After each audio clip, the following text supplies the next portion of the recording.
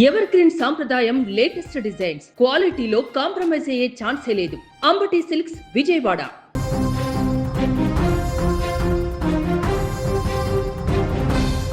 ఎస్ఆర్హెచ్కు big shock ఇచ్చింది Gujarat Titans. అత్యధిక score కొట్టేది మేమే, అత్యల్ప స్కోర్ కొట్టేది కూడా మేమే అన్నట్టుగా ఎస్ఆర్హెచ్ బ్యాటింగ్ కొనసాగింది నిన్న. అత్యంత దారుణంగా ఈ సీజన్లో ఎస్ఆర్హెచ్ 86 పరుగులకి ఆల్అవుట్ అయింది.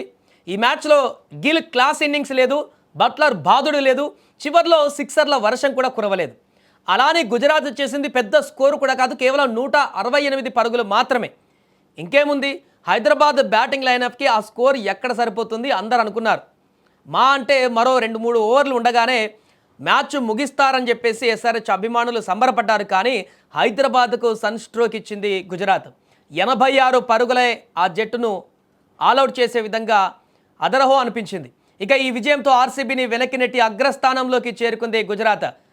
టాస్ ఓడి బ్యాటింగ్కి దిగినటువంటి గుజరాత్ తడబడింది. కాస్త మందకోడిగా ఉన్నటువంటి పిచ్ పైన పరుగులు అంత తేలికగా రాలేదు. అయితే సాయి సుదర్శన్, సుందర్ల పోరాటం కారణంగా పోటీ ఇవ్వదగ్గ స్కోర్ను నిలబెట్టింది. మ్యాచ్ ముగిసే సమయానికి గుజరాత్ ఆరంభం పేలవంగా కొనసాగింది. పవర్ ప్లే ముగిసేసరికి 34 పరుగులే చేసి 2 వికెట్లు కూడా కోల్పోయింది. ఇక సన్ రైజర్స్ బౌలర్లు కట్టుదిట్టంగా బంతులు వేయడంతో 6 ఓవర్లలో 5 బంతులు మాత్రమే, 5 బౌండరీలు మాత్రమే వచ్చాయి. ఇక శుభం గిల్, బట్లర్ ఇద్దరు తక్కువ పరుగులకి అవుట్ అయ్యారు. ఇక ఆ దశలో సుదర్శన్ నిలబడ్డాడు. నిశాంత్ సింధుతో కలిసి ఇన్నింగ్స్ను నడిపించాడు. కానీ సుదర్శన్ దాటిగా ఆడలేకపోయాడు. ఎదుర్కొన్నటువంటి తొలి 25 బంతుల్లో అతడు చేసింది కేవలం 28 పరుగులే. నిశాంత్ కాస్త బ్యాట్ జులిపించిన ఎక్కువసేపు క్రీజ్లో నిలవలేకపోయాడు. 10వ ఓవర్లో అతడు నిష్క్రమించేటప్పటికీ స్కోర్ 64 పరుగులు మాత్రమే చేసింది గుజరాత్. అయితే సుదర్శన్కు సుందర్ తోడయ్యాక ఇన్నింగ్స్కు కాస్త ఊపొచ్చింది. సుదర్శన్ వేగం పెంచాడు. ఈశాన్ మలింగ, షకీబ్ ఓవర్లలో ఒక్కో 6 బాదాడు. ఇక మొదట్లో నెమ్మదిగా ఆడిన సుందర్ క్రమంగా వేగం పెంచాడు. ఈ క్రమంలో 168 పరుగులు సాధించింది గుజరాత్ టైటాన్స్. ఇక లక్ష్యంతో బరిలోకి దిగినటువంటి సన్ రైజర్స్కు గుజరాత్ బౌలర్లు సన్ స్ట్రోక్ ఇచ్చారు. టైటాన్స్ బౌలర్ల ధాటికి ఎస్ఆర్హెచ్ విలవిల్లాడిపోయింది. క్రమం తప్పకుండా వికెట్లు కోల్పోయిన ఆ జట్టు ఏ దశలోనూ గెలిచేలా కనిపించలేదు. బౌలింగ్ దాటికి సిరాజ్ అద్భుతంగా ఆరంభించాడు. పదునైనటువంటి పేస్తో తొలి ఓవర్లలో ఒక్క పరుగు కూడా ఇవ్వలేదు అతడు. విధ్వంసకర ఓపెనర్ హెడ్ను 0కి అవుట్ చేశాడు. ఆ తర్వాత ఓవర్లోనే అభిషేక్ 6 పరుగులకే క్లీన్ బౌల్డ్ అయ్యాడు. సన్ రైజర్స్కు రబాడా షాక్ ఇచ్చాడు. ఆ తర్వాత ఏ దశలోనూ ఆ జట్టు పతనం ఆగలేదు. ఒక్కో బ్యాటర్ కూడా పెవిలియన్ బాట పడుతూనే ఉన్నారు. సూపర్ బౌలింగ్ను కొనసాగించాడు రబాడా. తన తర్వాతి 2 ఓవర్లలో కూడా ఈశాన్ కిషాన్ స్మరణలను అవుట్ చేసి ప్రత్యర్థి వెన్ను విరిచాడు. పవర్ ప్లే ఆఖరకు 34 పరుగులకు 4 వికెట్లు కోల్పోయి సన్ రైజర్స్ కష్టాల్లో కూరుకుపోయింది. కొన్ని బౌండరీలు కొట్టిన సలిల్ అరోరా, క్లాసన్ ఎంతోసేపు నిలవలేకపోయారు. అరోరాను ప్రసిద్ధ్ వెనక్కి పంపాడు. హోల్డర్ జోరు మొదలైంది.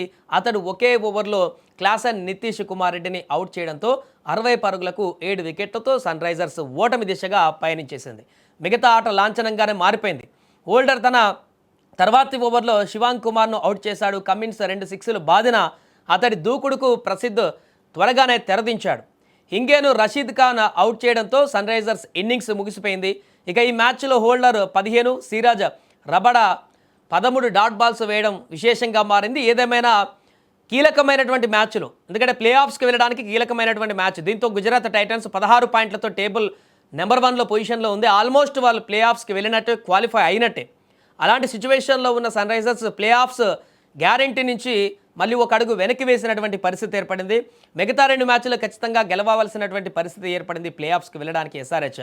దీంతో ఎస్ఆర్హెచ్ అభిమానులకు ఊహించని విధంగా వచ్చినటువంటి ఫలితము దారుణంగా అనిపించింది. 86 పరుగులకి కేవలం అవుట్ కావడం అనేది భీకరమైనటువంటి బ్యాటింగ్ లైనప్ ఉండి భారీ సిక్సర్లు, భారీ స్కోర్ సాధించేటువంటి విధ్వంసకరమైనటువంటి బ్యాటర్లు ఉండి కూడా 86 పరుగులకే ఆల్అవుట్ కావడం సన్ రైజర్స్ కీలకమైనటువంటి సమయాల్లో ఎలా డౌన్ఫాల్ అవుతుందో చెప్పడానికి నిదర్శనంగా మారింది అంటూ కూడా కామెంట్లు చేస్తున్నారు. ఏదేమైనా కూడా ఎస్ఆర్హెచ్కు ఊహించని ఓటమితోటి గుజరాత్ టేబుల్ పైకి వెళ్ళింది. ఎస్ఆర్హెచ్ ఇప్పుడు మిగతా 2 మ్యాచ్లు ఖచ్చితంగా గెలవవలసినటువంటి పరిస్థితి ఏర్పడింది.